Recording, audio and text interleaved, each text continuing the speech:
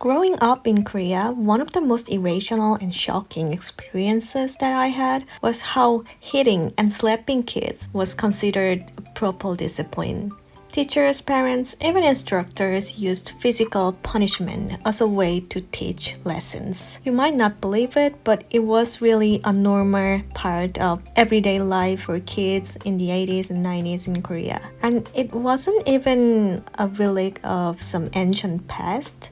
It was just like 10 and 15 years ago, and I experienced all this violence firsthand.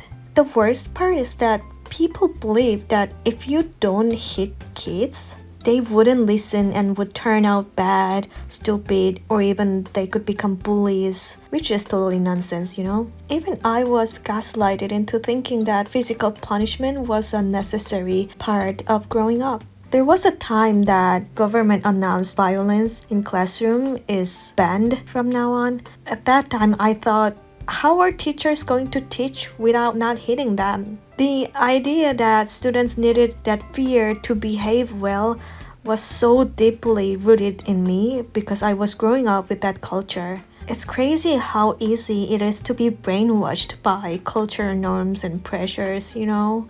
I can't believe I thought that way.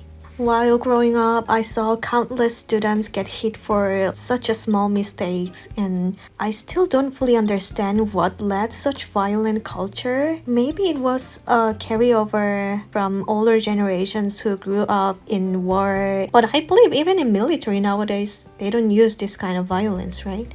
I suffered so many crazy situations due to this violence in school. One time, I think it was like middle school, someone in the classroom stored the class money and our homeroom teacher started to hit each student one by one with something like a baseball bat, and there were about 40 students in the classroom. And while hitting all those students, she asked the thief to confess. But who would confess in that situation, you know? Once she finished hitting all the students, she started over again, now hitting students twice this time. And it continued until the sun went down. I was hit by 10 times at the end. You know what? It ended up with no one admitting guilt, and innocent kids just got hit for no reason. And ridiculously, those physical violence was active in private academies too. It is called hagwon, like an institution where parents send their kids to study after school. And my parents paid thousands of dollars per month to send me there. And guess what? These instructors hit students when they get wrong answer. Parents wanted it. Parents wanted their kids to be punished if they don't do well. And the pressure was unreal. We had to memorize hundreds of vocabs every day. I was a pretty good student that time, and even I wasn't able to avoid that strict punishment rule. You just need to accept the fate that you will be hit a few times every day. Because these punishments were unavoidable, there was like a shared method between students that how to not feel much pain when you get hit by the teachers. The girls wear like 2 and 3 layers of stockings and skirts when the teacher hit their butt.